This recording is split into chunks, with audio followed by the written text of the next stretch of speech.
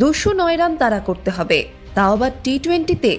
অনেকেই ভেবেছিলেন ম্যাচটা হয়তো কঠিন হতে চলেছে, কিন্তু রায়পুরের স্টেডিয়াম দেখল এক অন্য ভারত। 28 বল বাকি থাকতে 7 উইকেটে নিউজিল্যান্ডকে উড়িয়ে দিয়ে 2-0 ব্যবধানে সিরিজ জিতে নিল টিম ইন্ডিয়া।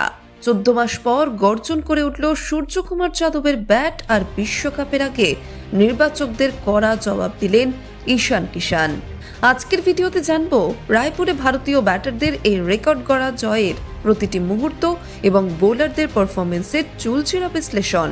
209 রানের বিশাল লক্ষ্য তাড়া করতে নেমে শুরুটা কিন্তু ভারতের জন্য মোটেও সুখকর ছিল না। 7 বলের মধ্যেই 2 ওপেনার সঞ্জু স্যামসং এবং অভিষেক শর্মার উইকেট হারায় ভারত।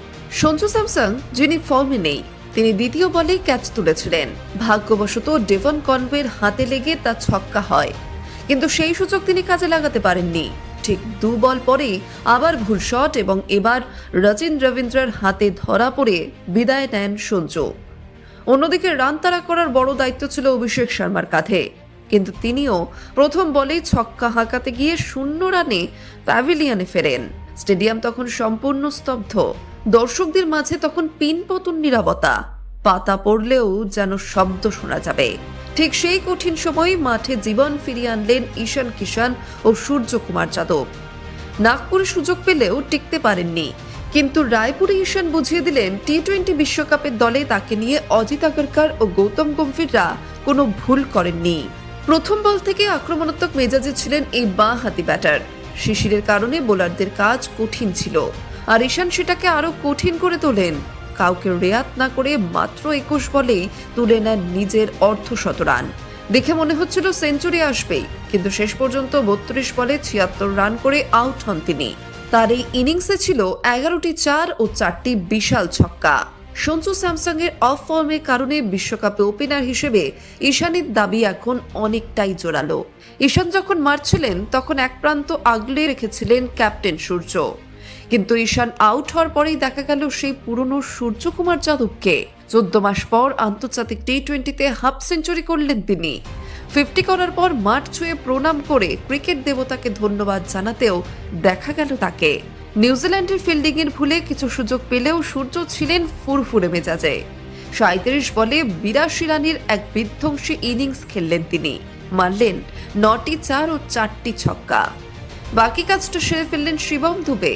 সূর্য ও শিবমের জুটিতে মনে হচ্ছিল কে কত তাড়াতাড়ি ম্যাচ শেষ করতে পারে তার প্রতিযোগিতা চলছে।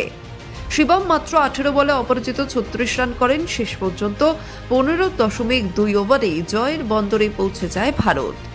200-র বেশি রান তাড়া করে টি-20 ইতিহাসে সবচেয়ে বেশি বল বাকি থাকতে ম্যাচ জেতার রেকর্ড গড়ল টিম ইন্ডিয়া। এবার একটু নজর দেওয়া যাক প্রথম ইনিংসের দিকে। টস জিতে শিশিরের কথা ভেবে বল করার সিদ্ধান্ত নিয়েছিলেন সূর্য, কিন্তু নিউজিল্যান্ডের শুরুটাও ছিল ঝোড়ো। রচিন রবীন্দ্র এবং গ্লেন ফিলিপস ভারতীয় স্পিনারদের ওপর চড়াও হয়ে ওভার প্রতি 12 থেকে 13 রান তুলেছিলেন। রচিন 44 এবং শেষ দিকে মিচেল স্যান্টনারের অধিনায়ক খচিত ইনিংসে নিউজিল্যান্ড 208 রান তোলে, যা ভারতের বিরুদ্ধে টি-20তে তাদের সর্বোচ্চ স্কোর। ভারতের হয়ে কুলদীপ যাদব দুর্দান্ত বল করে 2 উইকেট নেন। হর্ষিত রানা ও বরুণ চক্রবর্তী একটি করে উইকেট পান, কিন্তু চিন্তার বিষয় হলো হরদীপ সিং এর ফর্ম। ভারতের সফলতম এই পেসার 4 ওভারে 53 রান দিয়ে কোনো উইকেট পাননি, যা নিশ্চিতভাবেই কোচ গম্ভীরকে ভাবাবে। তবে সব মিলিয়ে রায়পুরের এই রাত ছিল ঈশান আর সূর্যের প্রত্যাবর্তনের রাত। সিরিজ 2-0-তে এগিয়ে গেল ভারত। আপনাদের কি মনে হয়, বিশ্বকাপের ওপেনিংয়ে সঞ্জু স্যামসং এর বদলে ঈশান কিষানই কি এখন সেরা অপশন? কমেন্ট করে অবশ্যই জানান। দেখা হচ্ছে পরের ভিডিওতে।